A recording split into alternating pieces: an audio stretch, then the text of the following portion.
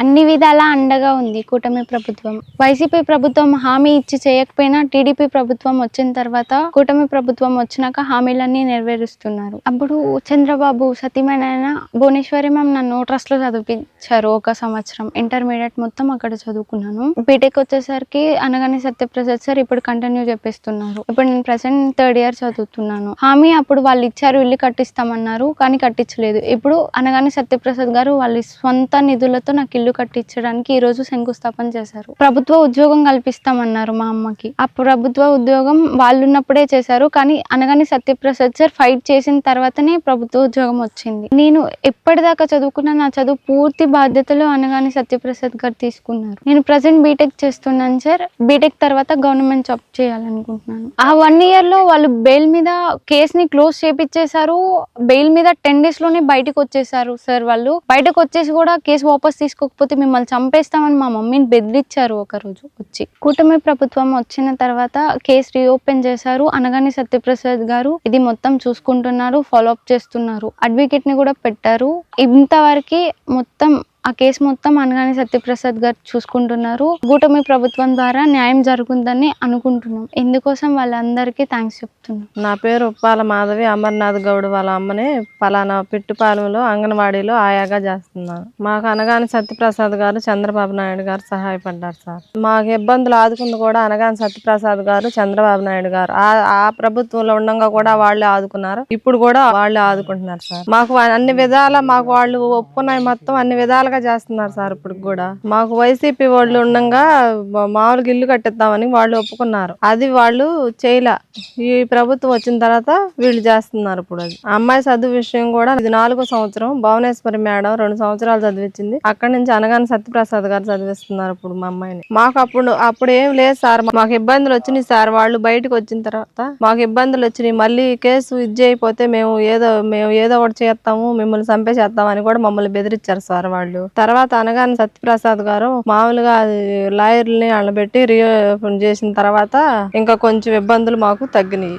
ఒక తల్లిగా నేను కోరుకున్నది ఒకటే, నా బిడ్డకు జరిగిన అన్యాయం ఇంకొకరికి జరగకూడదని నేను వాళ్ళకి మొత్తం. బాబాయ్ దాదాపుగా 2 ఏళ్ళు అవుతుంది కూటమి ప్రభుత్వం అధికారంలోకి వచ్చి.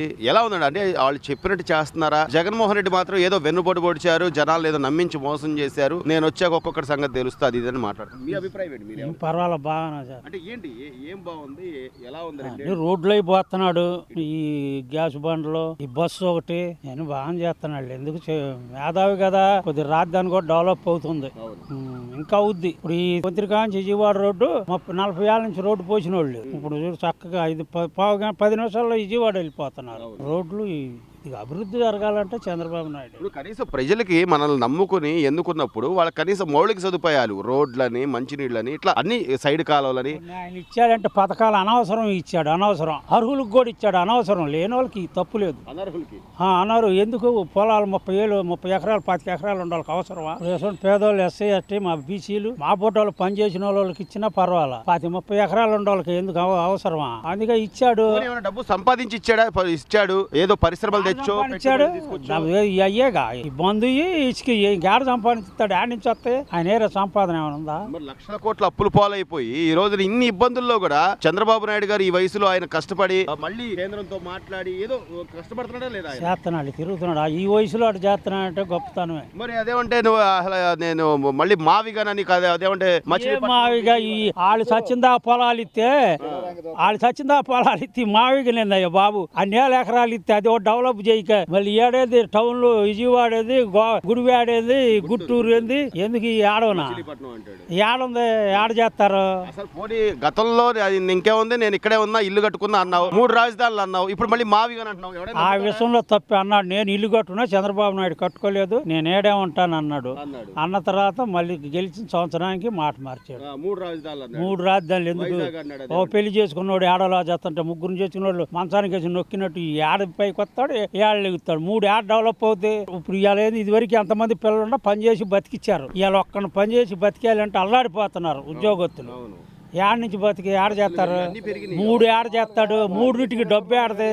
మరి అట్లాంటి ఓడు కనీసం జనాలు 151 సీట్ల నుంచి నిన్ను 11 సీట్లు తెచ్చారు. ఆలోచించాలి, ఎందుకు మనం జనాల నుంచి వాళ్ళ అభిమానం ఎందుకు కోల్పోయామని ఆలోచించకుండా నేను వస్తే రప్ప మేము వచ్చాక ఒక్కొక్కటి సంగతి తెలుసు. అదేమంటే ఈ రోజున కాపుకి అదే కులాల మధ్య చిచ్చు పెట్టాలని వాళ్ళ ఆలోచన చూస్తుంటే ఎలా అనిపిస్తుంది బాబాయ్? పెట్టేదేందుకు కొంతమంది ఉండరు, వాళ్ళే పదవులు లేని వాళ్ళు కదా నీళ్ళు ఈ రేపుకొచ్చి వాళ్ళే విమర్శిస్తారు కాపుల్ని. మేము దెబ్బట్టేయం అది ఇటు అనేవారికి నిజంగానే మరి ఉంటదిగా ప్రతిపక్షం. ఇప్పుడు ఇక్కడ అభివృద్ధి చూస్తారంటావా, కులాలు చూస్తారంటావా? ఇప్పుడు చేసే నన్ను అడిగితే తెలియగలడైతే కులాన్ని చూస్తే మట్టుకి పతనం అయిపోతాడు ఎవడైనా. అందరు కావాలి, కులం కూడి పెట్టుద్దా?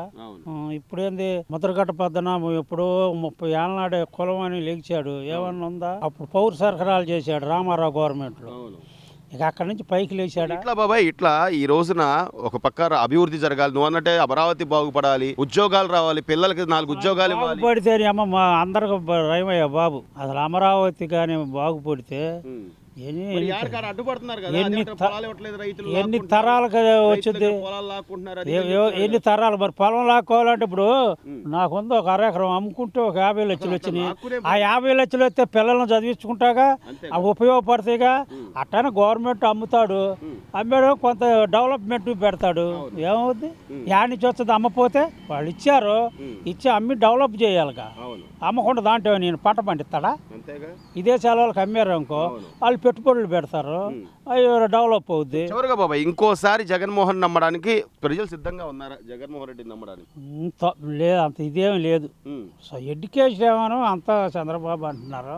కొద్దిగా మాసు జనం ఏంటంటే ఈ జనానికి ఈ డబ్బులు అలవాటు చేశాడుగా, ఇక అది ఇదని ఎక్కడి నుంచి వస్తాయి, ఎక్కడి నుంచి తేవాలి? తర్వాత అయినా మళ్ళీ చచ్చినట్టు ఎవరి కోసం కడతా? అప్పుడు మళ్ళీ అనేది ఆయనేగా. దాదాపు 2 ఏళ్ళు అవుతుంది కూటమి ప్రభుత్వం అధికారంలోకి వచ్చి. మీ అభిప్రాయం ప్రకారం మీరేమనుకుంటున్నారంటే ఈ రోజున సంక్షేమ పథకాలు కానీ అభివృద్ధి కానీ చెప్పిన మాటకు మేము కట్టుబడి ప్రజలు మా మీద ఏ నమ్మకం పెట్టుకున్నారో మేము దాన్ని నిలబెట్టుకోవడానికి ప్రయత్నం చేస్తామని చెప్తున్నాడు చంద్రబాబు గారు. జగన్మోహన్ రెడ్డి మాత్రం కేవలం వీళ్ళు వెన్నుపోటు పొడిచారు, జనాలను నమ్మించి మోసం చేశారని అంటున్నారు. కామన్ మెన్ గా మీ అభిప్రాయం మీరేమనుకుంటారు? చాలా బాగుంది, సంక్షేమ పథకాలు అన్ని అందుతున్నాయి, పెన్షన్లు టైం ప్రకారం ఇస్తున్నారు. డెవలప్మెంట్ రోడ్లు చాలా బాగున్నాయి. ఇక్కడ దాదాపు 2 కోట్ల రూపాయలు ఆల్రెడీ రోడ్లు కానీ డ్రైనేజీలు కానీ ఇచ్చారు. ఇప్పుడు మనకి జనాలకి కనీస మౌలిక సదుపాయాలు ఇట్లా డ్రైనేజీయో లేకపోతే రోడ్లో ఇవి వాళ్ళు కోరుకునేది, మనం ఓట్లేసి గెలిపించుకునేది కూడా నాయకుడిని అందుకే. అంతేగాని ఎంతసేపు నేను వచ్చానంటే మళ్ళీ వస్తే మీ సంగతి తేలుస్తాను, ఇది ఎంతవరకు సంబంధించిన? రప్ప అంటే జనాలు పెట్టి జనాలను ఇది చేయాలి కానీ రప్ప అంటే ఎంతవరకు ఇది సమంజసమైనది? జనాల్లో అభిమానం చూరకొనరుగా. అది రాజధాని విషయం చూస్తే అమరావతి రాజధాని అని మనం ఒక శాశ్వత రాజధాని అమరావతి అని ఒక చట్ట పద్ధతి కూడా చేసుకున్నాక ఇప్పుడు మళ్ళీ కొత్తగా నేను మావిగనని అదేదేమంటే మచిలీపట్నం, విజయవాడ, గుంటూరు అని అసలు ఆయన మాటలు ఒక మాట కరెక్ట్గా ఏది నమ్మటానికి వీల్లేదండి. అది మావిగన్ అనేది అసలు అది వేస్ట్. అది ఆయన ఏదో చెప్తున్నాడు, ఆయన ఊహల్లో ఆయన ఉన్నాడు అంతవరకే కానీ అన్నాడు 3 ముక్కలాట అయిపోయింది. అదే అంతకుముందు అదే అక్కడే రాజధాని అన్నాడు, అదే అయిపోయింది. అది ఏది చేశాడు? ఏది చేయలేదుగా. చూసుకోండి, మంగళగిరి నుంచి తెనాలి రోడ్డు ఉంది, ఎంతమంది చనిపోయారు? ఇవాళ ఎట్లుంది రోడ్డు చూడండి, అది డెవలప్మెంటేగా. అంటే ఇప్పుడు ప్రజలు ప్రతిదీ కూడా గమనిస్తున్నారు, అరచేతిలో మొత్తం ఫోన్లో ప్రపంచం అంతా కనబడుతుంది. కానీ మనం ఏదో ఒకటి చెప్పి లేకపోతే ఏదో ఒక నిందలు వేసి దాన్ని ఇదే నిజం అంటే అంత అమాయకంగా